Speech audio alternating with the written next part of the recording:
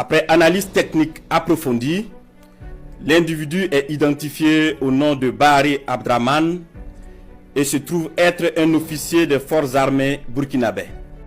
Chers abonnés, voici le détail sur l'individu mal intentionné qui a voulu renverser le grand panafricain Ibrahim Traoré par un coup d'État. Je vous laisse d'abord écouter cet extrait et on revient après pour la conclusion. Communiqué.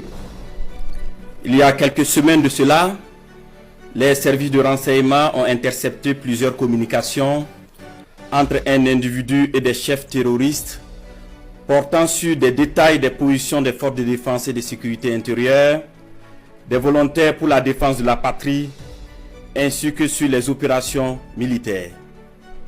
Après analyse technique approfondie, l'individu est identifié au nom de Bahari Abdraman et se trouve être un officier des forces armées burkinabè. Il est identifié appartenant au bataillon de justice militaire. La recherche d'informations sur lui dans son corps d'appartenance va permettre aux agents de renseignement de découvrir que l'officier est en situation d'absence irrégulière depuis quelques semaines et fait l'objet de procédures pour désertion. La surveillance des communications du lieutenant déserteur Bahari Abdraman va donner des liens supplémentaires qui vont intéresser les services de renseignement, notamment avec un officier des forces armées du nom de Compaoré Joani, un ancien sous-officier de l'armée burkinabè du nom de Zerbo Laoko, un officier en service au centre intégré des opérations du Burkina Faso, le commandant Ouedraogo Frédéric, un officier des forces armées en stage dans un pays européen, mais déserteur depuis un bout de temps et ayant rejoint Abidjan du nom de Kaboré Constantin. Le travail minutieux des services de renseignement va révéler un grand complot en préparation contre notre pays, dont le but ultime est de semer le chaos total en vue de placer le pays sous tutelle d'une organisation internationale à mesure de reprendre le contrôle dans 10 ou 20 ans selon les instigateurs. Des informations sensibles ont été passées aux terroristes en vue d'accentuer les attaques contre les forces combattantes et les civils dans le but de susciter la révolte contre les autorités. Aussi, d'autres stratégies ont été développées pour désorienter les services de renseignement afin de les amener à faire des arrestations massives au sein des forces de défense et de sécurité intérieure et espérer ainsi créer des frustrations et un sentiment de peur. La manipulation est menée également à travers des messages diffusés pour susciter injustement certains et d'autres messages envoyés à des chefs de corps pour leur faire peur en indiquant qu'ils seront arrêtés car étant sur une soi-disant liste noire. Des leaders religieux et coutumiers ont été sollicités pour convaincre certains officiers de s'engager dans cette mission funeste. Ce fut le cas malheureusement du capitaine Ouedraogo René David, en fuite actuellement.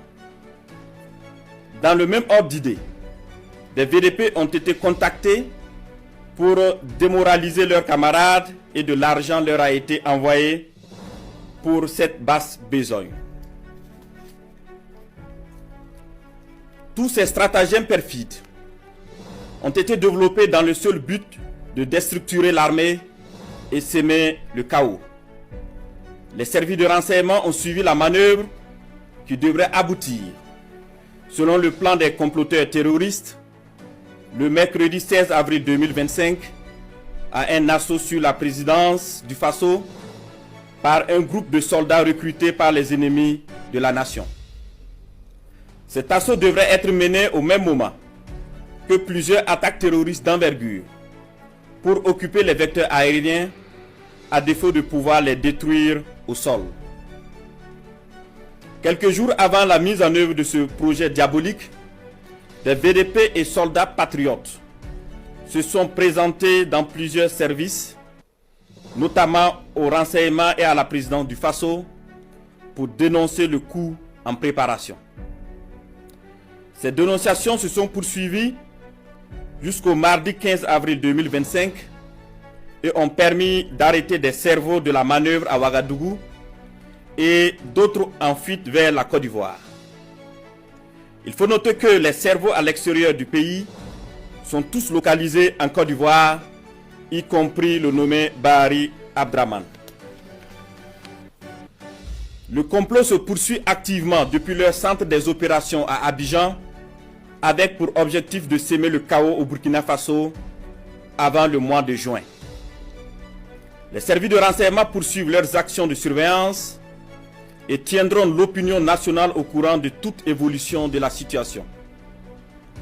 Plusieurs autres personnes impliquées sont suivies et assumeront les conséquences de leurs actes le moment venu.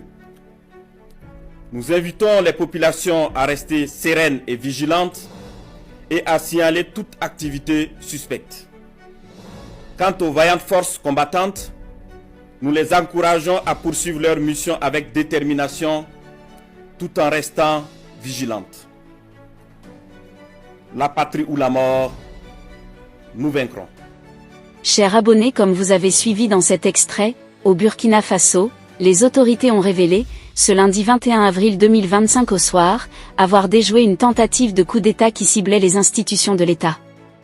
L'annonce a été faite par le ministre de la Sécurité, Mahamadou Sana, sur la télévision nationale. Il n'a pas manqué de détailler le complot qui aurait impliqué plusieurs officiers des forces armées régulières.